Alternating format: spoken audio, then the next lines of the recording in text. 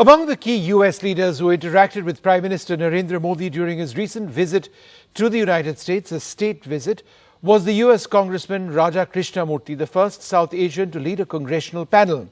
Mr. Krishnamurthy, who joins us now in this very exclusive interview, is a ranking member on the US Select Committee on the Chinese Communist Party and believes that India and the United States are bonded by security interests. Thanks very much, Congressman, for being with us. Would you say, sir, that this visit was defined in a sense by a shared concern over China?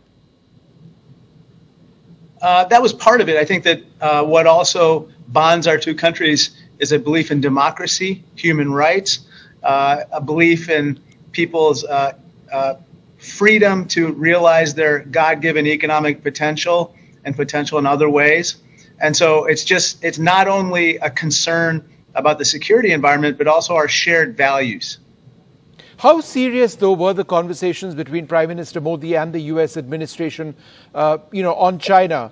How did both sides really look to take that concern forward in terms of real action on the ground? Well, I think both sides want a rules-based international order governing the Indo-Pacific region. And right now, unfortunately, we see the Chinese Communist Party exercising aggression with regard to its neighbors, whether it's Taiwan or whether it's with regard to its neighbors in the South China Sea or with regard to India. And so our belief, and I think the Indian government shares this belief, is that all outstanding disagreements should be resolved peacefully and not through military means. And Congressman, is there a real sense in the United States, and is it a concern that you have, of the real possibility of an armed conflict between India and China? Well, I think it's not only a concern about that, but a conflict between China and its other neighbors. As you know, Chairman Xi Jinping has said that he wants to militarily reunify through coercion the mainland with Taiwan, or have the capability of doing so by 2027, which is only a couple years away. That's a very serious concern. And so we don't want conflict of any kind between China and any of its neighbors.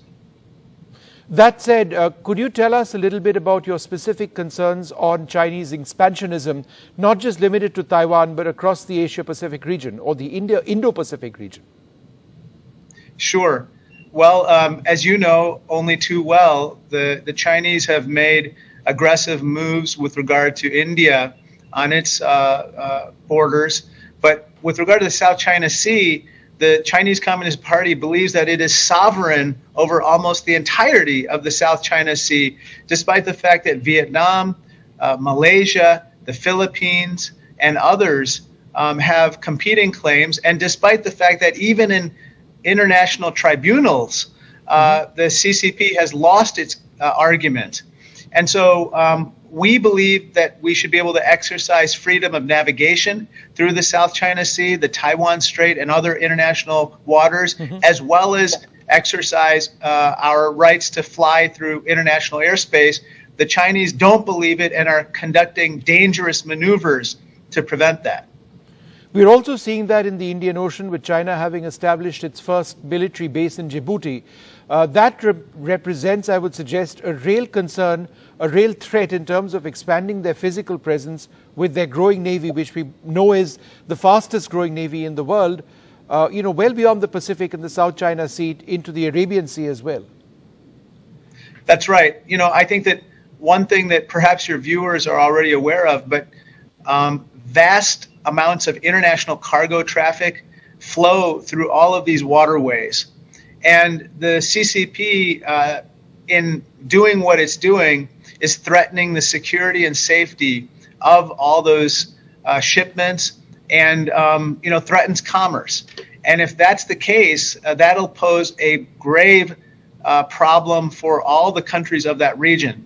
We don't want to go down that road. Instead, we should have safe passage of international traffic through all of those international waterways, whether it's the South China Sea, the Arabian Sea, the Indian Ocean, or even the Taiwan Strait. And so that is going to be a concern that we repeatedly bring up with the CCP at every opportunity. How much of a threat does, or I don't know if threat is the appropriate word, but is it a concern that Xi Jinping is effectively the Chinese leader for life on account of the maneuverings which we've seen within the CCP? Do you believe that that in itself represents a concern for countries like India and the US? It's a concern to the extent that, basically he adopts, authoritarian policies or repressive policies toward those who might express dissent.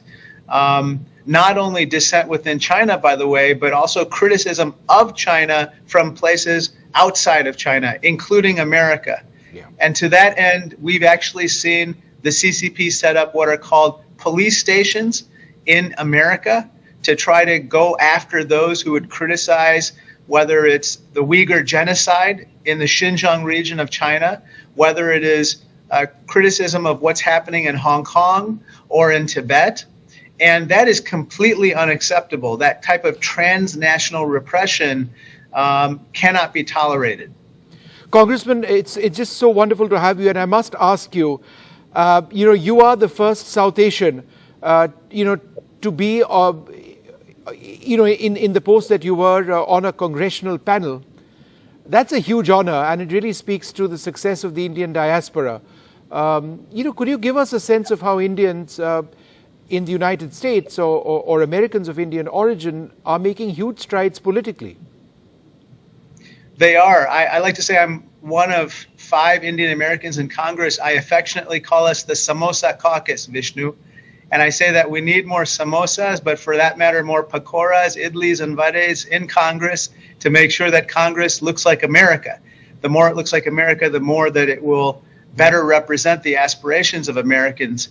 And I suspect that we are going to get just that. We're going to get more Indian Americans in Congress, but at all levels of government, because Indian Americans are a growing political force. We are 4 million plus at this point in the United States and growing. And we are one of the fastest growing minorities in the country, but also one of the best educated and some of the most prosperous. And so as we continue to assimilate in America, we will also assume our positions in places of political decision making. And I can't wait to see more people pull up the proverbial seat to the proverbial table where decisions are being made about America. A final question: when you did meet Prime Minister Modi, what did you talk about? What did he tell you? Well, I think that we exchanged pleasantries, and I think that it's fair to say that Prime Minister Modi expressed his growing interest in kind of strengthening the bonds between Congress and India, between America and India. And I think that it's also fair to say that those bonds will continue to strengthen and our relationship will continue to deepen along all lines, whether it's commerce, security, or people-to-people ties. I think they've reached new heights at this point. Well, Congressman, thank you so much for speaking to us. Very much a shared concern on the China front. And of course, all of us feel proud by extension of your achievements and those of the Samosa Caucus. May you become more powerful and more influential in the United States. It is so much of a co-joined world presently. But thank you so much for joining us on NDTV this evening. Thank you, Vishnu. Thank you.